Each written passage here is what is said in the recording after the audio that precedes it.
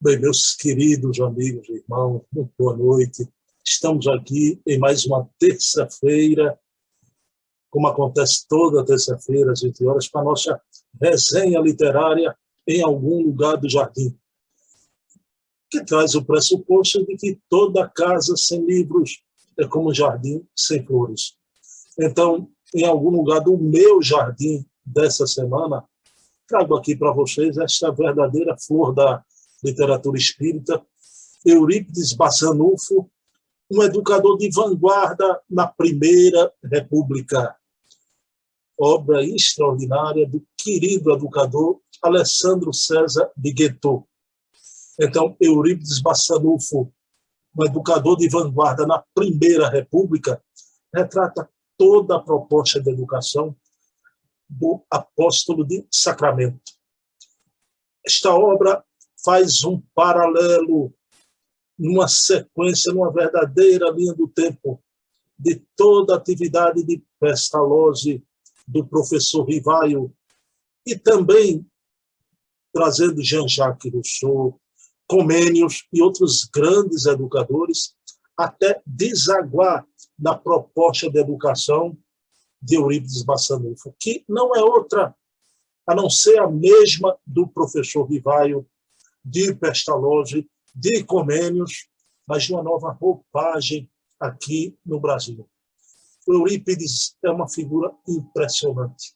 Ele tinha o seu ideal muito bem fincado à terra, tanto que na sua testa poderíamos ler escrita a palavra chão, porque este grande homem nasce no país mais católico do mundo, o Brasil, no estado mais católico do Brasil, Minas Gerais, e na cidade mais católica de Minas, Sacramento, que é nessa cidade, onde ele vai fundar um colégio, e ele vai colocar o nome desse colégio, Colégio Allan Kardec. Impressionante. E ele, com sua atividade polimorfa em Sacramento, com a farmácia, com o seu grande laboratório de astronomia. Veja que homem já naquela época, que vistas largas, na Primeira República. E o querido Eurípides, ele sempre dizia, vejam que frase impressionante, podem fechar a farmácia. Em tempos de crise, fechem a farmácia, mas jamais fechem a escola. Então, o Colégio Allan Kardec, a primeira proposta espírita de educação, existe até hoje. Eu trago aqui um dado de curiosidade para quem ainda não saiba, não é? Nossa presidente da querida Casa dos Humildes é uma educadora e uma gestora, Ivaneide Áurea, e há 3 anos atrás, através da RW Turismo do Rio de Janeiro, ela recebeu uma proposta para fazer um plano estratégico para recuperar o Colégio Allan Kardec, Colégio de Eurípides, lá em Sacramento, que estava para fechar as portas. Então, ela foi em Sacramento, como grande gestora, ela elaborou o plano estratégico, e 1 ano depois ela foi convidada para voltar lá, foi homenageada, porque seu plano estratégico deu certo, digamos assim, a grosso modo, pro forma, Ivaneide Áurea, como educadora, salvou o Colégio Allan Kardec. Então, isso é um motivo de alegria muito grande, não é? Esse reconhecimento que Ivaneide teve com todos lá. Alzira Bessa Bushi passou a ser uma palestrante frequente nos aniversários da Casa dos Humildes, todos os anos. Já. Ela que é sobrinha neta de Eurípides. Então, em Sacramento, nasceu uma luz, um farol do infinito chamado Eurípides Bassanufo, com sua proposta de educação. E funda o Colégio Allan Kardec, que se encontra até hoje em pleno funcionamento. E que, na sua história, teve a passagem dessa grande educadora, que hoje é a nossa querida presidente da Casa dos Humildes, Ivaneide Áurea. Então, Alessandro Migueto narra aqui todo o trabalho de grandes educadores. Johann de Pestalozzi, Jean-Jacques Rousseau, professor Rivaio, Comênios e tantos outros, mas desaguando aqui no Brasil nessa figura notável, Eurípides Bassanufo, um educador de vanguarda na Primeira República, é o título da verdadeira flor da literatura espírita que eu trago para vocês na noite de hoje. Mas, sem delongas, vamos entrar agora na salinha do nosso amigo Silvio Mariano e conversar com ele sobre o que é que ele nos traz aqui na nossa resenha literária dessa semana. Ok? Pessoal, aguardem. Um minutinho, piscar de olhos.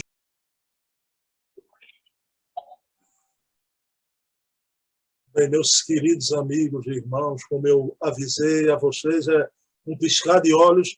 Já estou aqui com meu querido amigo Silvio Mariano. Silvio, meu amigo, boa noite. Qual é a surpresa que você nos traz para a nossa resenha na noite de hoje? Boa noite, Bruno. Boa noite, nossos amigos. A nossa resenha da noite de hoje é Eurípides Bassanufo, O Homem e a Missão, por Cora Novellino. No caso aqui básico de Eurípides, ele não produziu assim livros como nós temos comentado. Na realidade é uma biografia dele, dessa expressão, desse espírito de escola que teve aqui no Brasil, como sempre nas Minas Gerais, aquele celeiro de grandes médios, e que prestou um relevante serviço à doutrina espírita, respeitado no Brasil e no mundo. Então, Eurípides, eu vou fazer esse nosso evento, sempre nas terças-feiras. Aqui, quem está falando é um aluno, porque no Espiritismo não tem professor. Nós aprendemos uns com os outros. E eu fico até feliz de dialogar com vocês, não só o Bruno, mas aqueles que participam, porque me faz com que eu faça uma releitura daquilo que muitas vezes eu li há algum tempo, e a gente relembrar e voltar àqueles grandes ensinamentos. Então, no caso de Eurípides Bassanufo, tem um fato bastante interessante que é relatado nesse livro de Cora Novellino, que foi sobrinha dele. Então é o seguinte, o Eurípides teve uma vida breve. Ele só viveu 38 anos.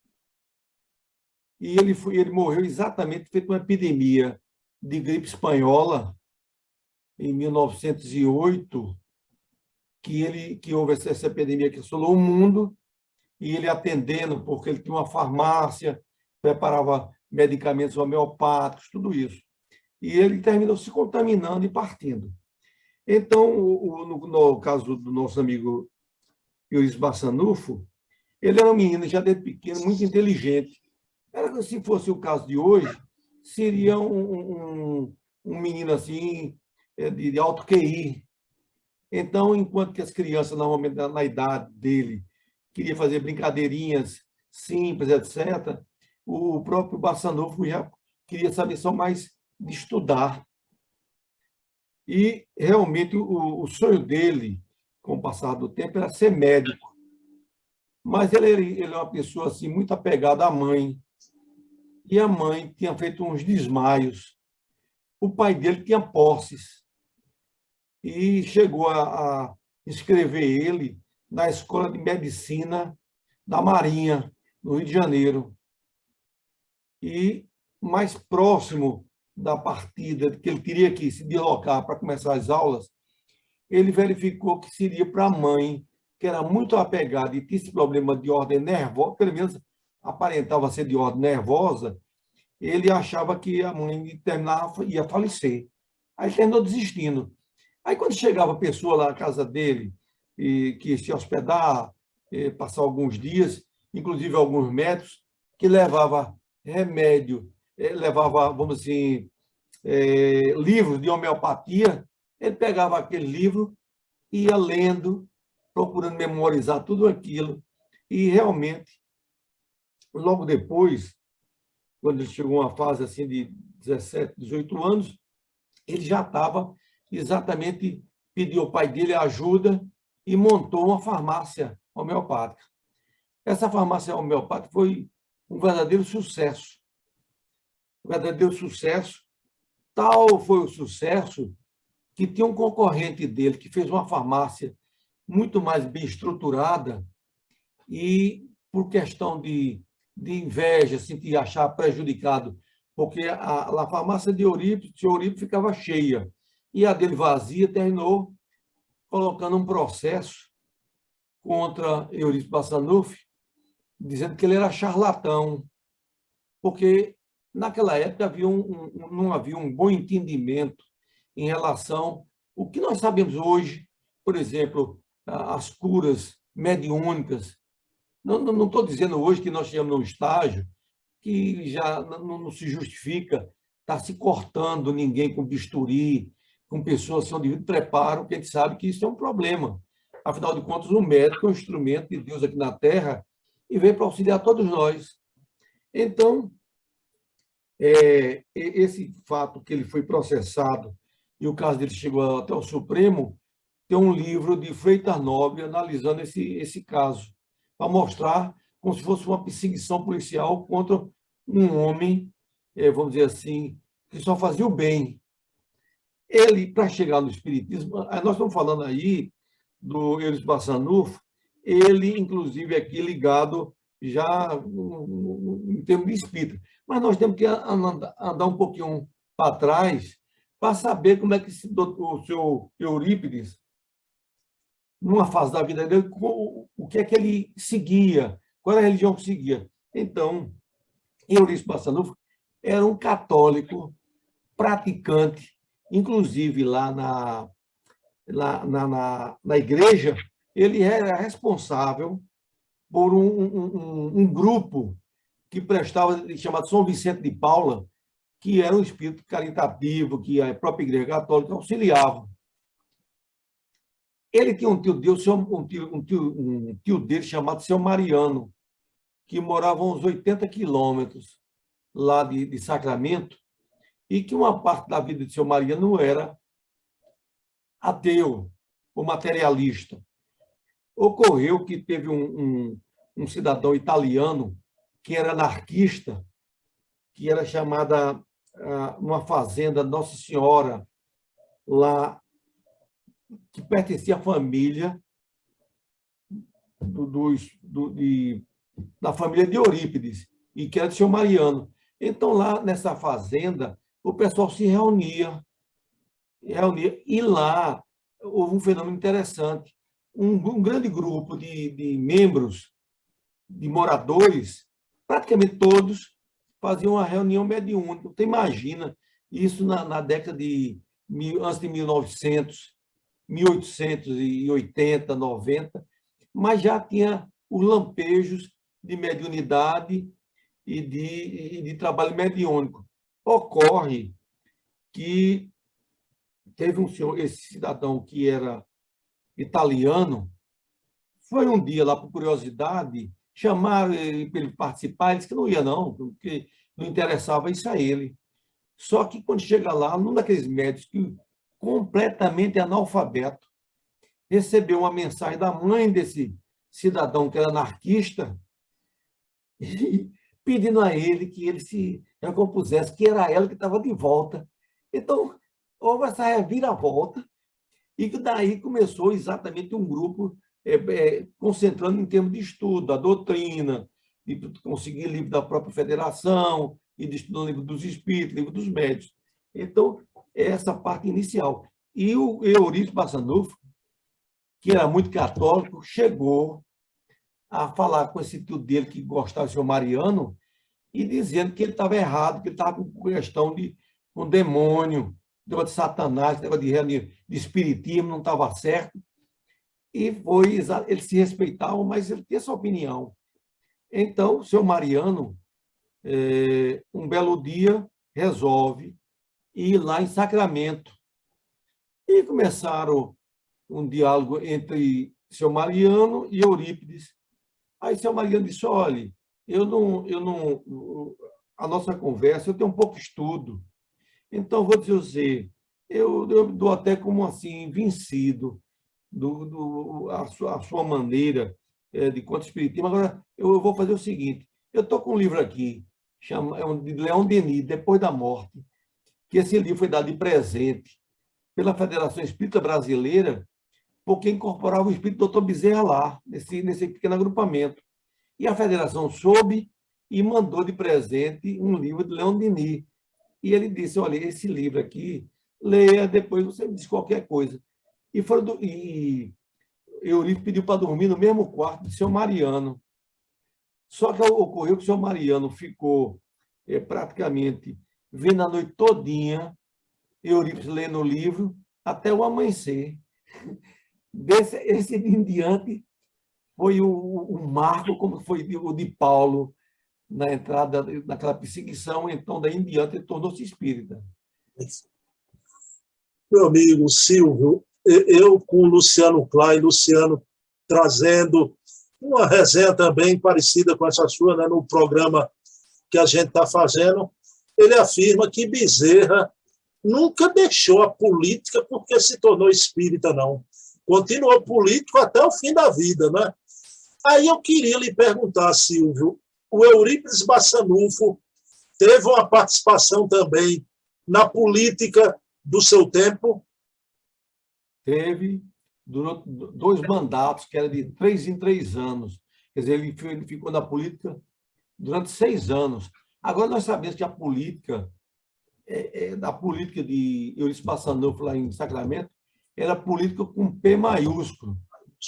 Na qual a pessoa, nós sabemos espiritualmente, que o político é uma pessoa que vem com a missão. Então, se ele chega aqui na Terra, entra na política para tirar vantagens, ele amanhã vai prestar conta. Inclusive, nós temos um livro que foi publicado aqui por uma pessoa que eu fui orientado por Divaldo Pereira Franco, que foi mileco no Rio de Janeiro. Ele era cego de nascença. E eu conversei, mantive diálogo com ele, e ele disse que teve até uma reencarnação aqui na cidade de Tabajara, aqui, e que ele era cego de nascença porque ele foi um membro atuante na Inquisição. E é uma pessoa de respeito, fez vários livros. Inclusive, eu perguntei a Divaldo, é um adendo só. Divaldo, você fala muito em Humberto Roden, que é o grande místico, coisa e tal. Eu perguntei assim, que eu gosto muito de Humberto Roden. Eu disse: olha, Divaldo, você fala tanto em Humberto, você conversa com ele? Ele disse: olha, eu converso. Agora, ele está fazendo psicografia dele através de Mileco. Aí eu comprei um livrinho da coisa, então, para saber. E o Mileco fez um livro chamado Embainha a Tua Espada, que é mostrando a situação aflitiva dos políticos, que tiraram só vantagens aqui na Terra, o sofrimento espiritual, que não é pouco. Então, o Eurípides foi um grande político, P com P, que não ia haver. Naquela época, até a remuneração, que ele era tipo vereador, não havia nem remuneração. A pessoa trabalhava lá na cidade, pelo bem da cidade, pela melhoria, pelo bem-estar do povo, a procurar amenizar. E isso é que é uma política bonita, não é? Então, realmente, Eurípides Bassanufo foi político. Perfeito. Meu amigo, aí vamos sair aumentando, não é, a vibração, saindo do plano político.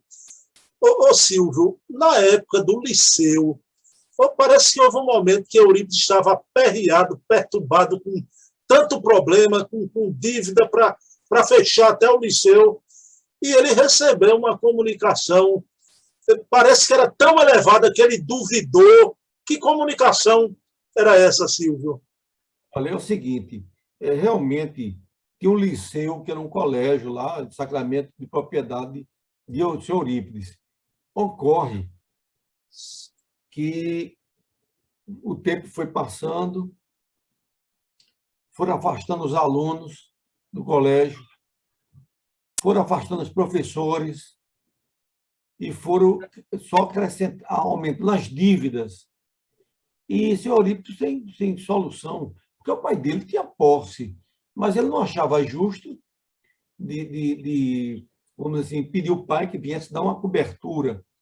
E tanto é que nessa parte da crítica diz que a única remuneração que ele tinha era que ele era o guarda-livro, que era feito contador do pai do armazém, e com esse dinheiro que ele arrecadava, ele dava para sobreviver.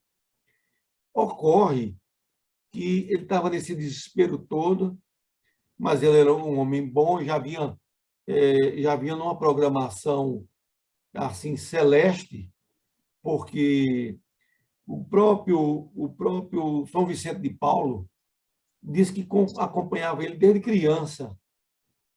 E quando ele se tornou espírita, São Vicente de Paulo deu uma comunicação, disse: olha, você vai entregar lá da igreja, que eu sou seu protetor, sou seu guia desde quando você é criança. Mas na igreja tem com quem possa continuar, porque a sua tarefa é dentro do espiritismo. É uma grandeza você ver que as brigas aqui na Terra, daquele que é religioso, no entanto, um espírito elevado que foi da Igreja Católica, achava que o caminho correto, não vou dizer correto, mas a trilha que ele podia servir mais a Deus era exatamente dentro do espiritismo. Então, ele disse que sentiu que ele era um médium em potencial, sentiu uma presença de uma entidade assim alta, elevada.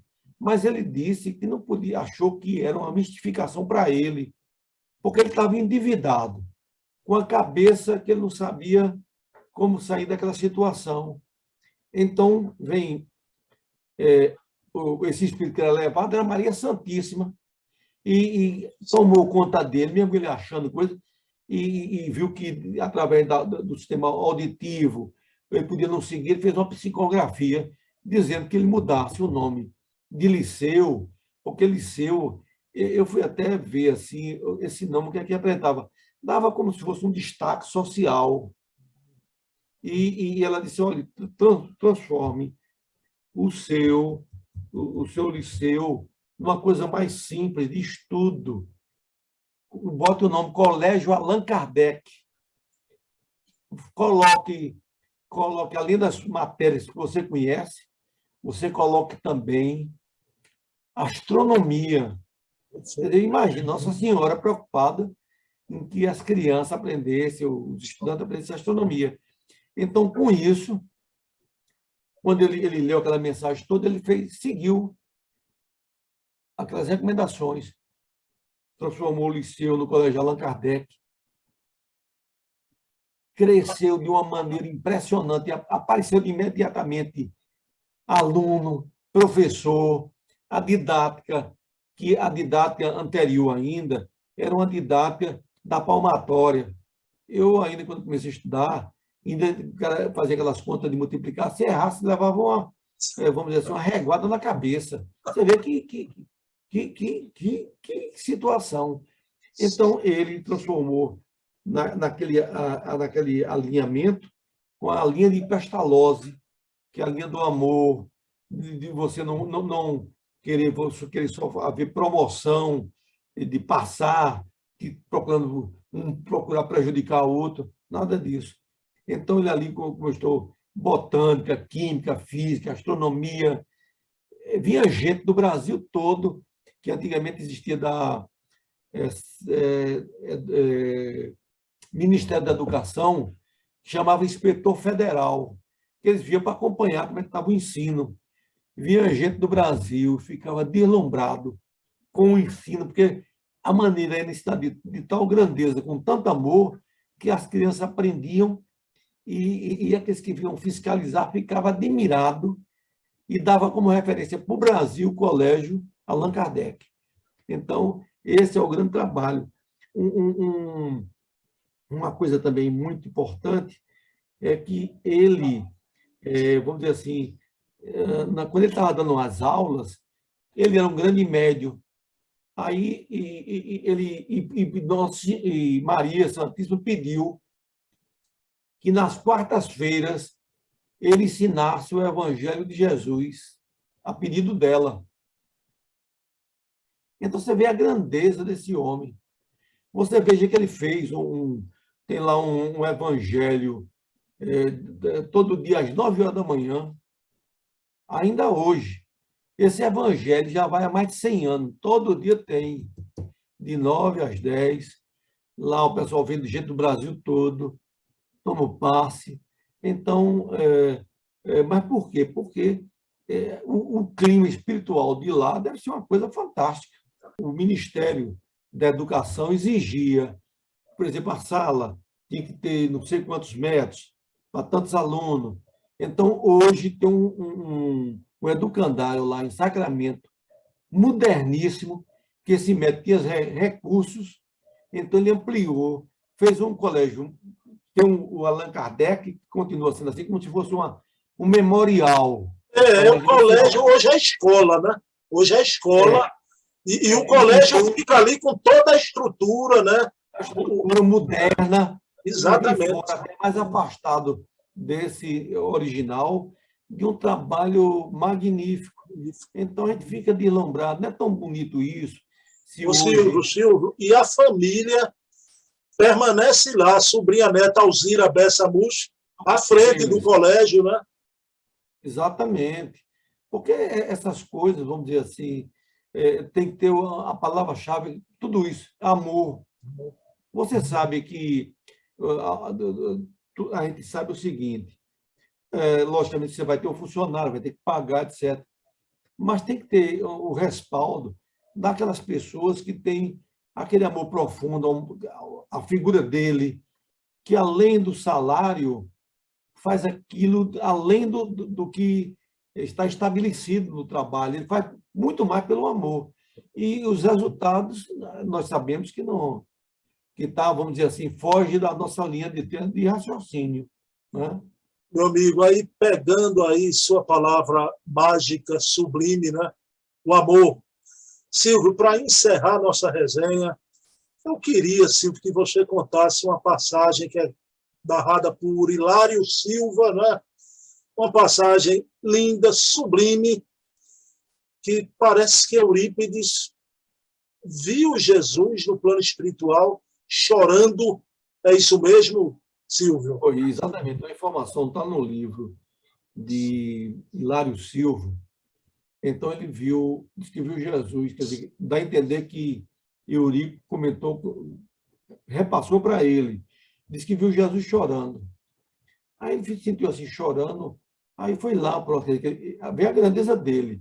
Aí ele perguntou se Jesus chorava pelo mundo, das incompreensões, as agruras do mundo, o não andamento daquele. Jesus disse para eles: não, eu choro por aqueles que conhecem o Evangelho e não põem em prática.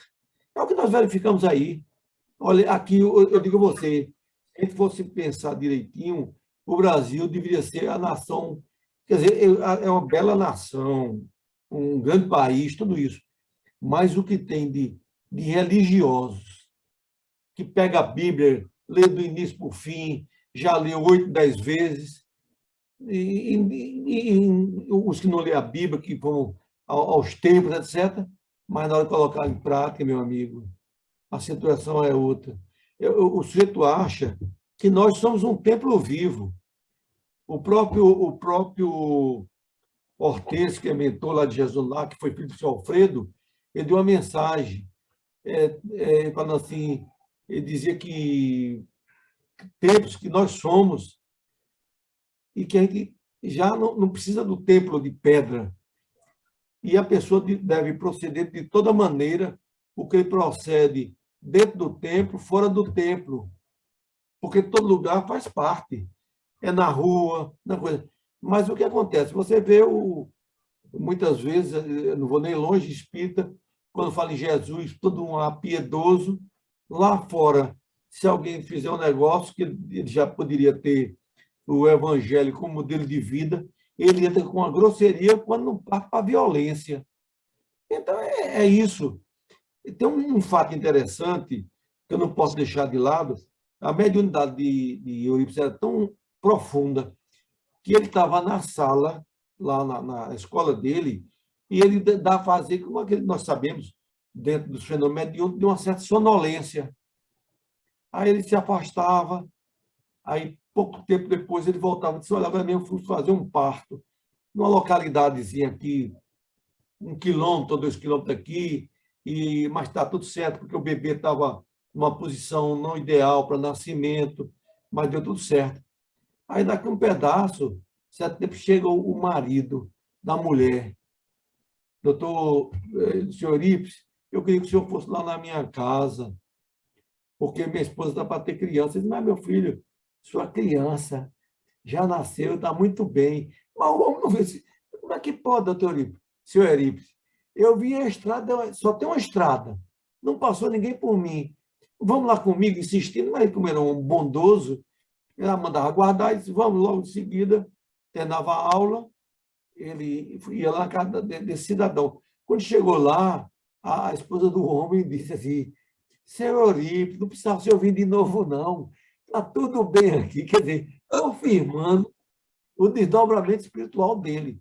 Então, isso é uma figura. Agora, isso aqui era com pessoas loucas, ele caritativo.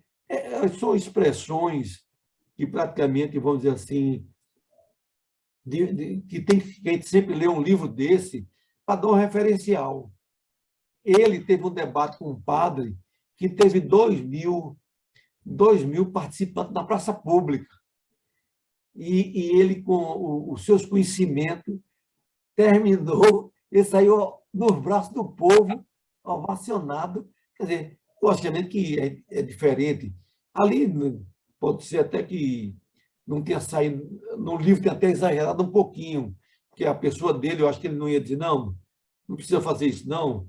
Eu não sou político para sair levado assim pelo povo, mas é isso, são pessoas que dignificaram e dignificam o espiritismo.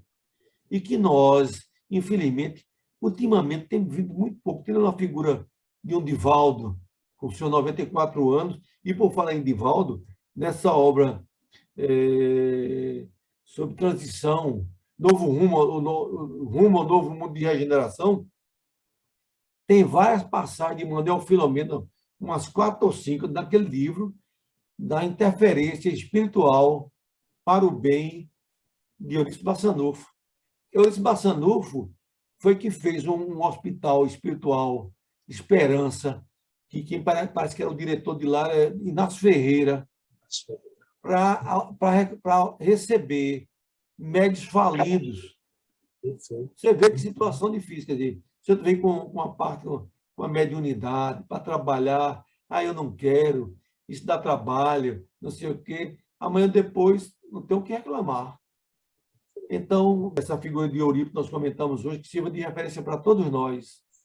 Meu amigo, o que tivemos aqui na noite de hoje, Silvio, foi uma verdadeira sacramento espiritual, né? Tudo que você nos trouxe aí, uma maravilha. Nossa homenagem ao apóstolo de Sacramento, Eurípides Bassanufo, né? O médium de Jesus. O médium de Jesus, né? Meu amigo Silvio, um abração. Rapaz, eu já fico com a vontade de perguntar o que é que vem semana que vem, mas não diga não. Que fique para surpresa. O pessoal está aqui com a gente próxima terça, 20 horas já. Sempre essa conversa boa, agradável e com conteúdo fantástico, né? Silvio, vamos lá, um abração. Vamos lá. Até próxima terça. Abração, Silvio.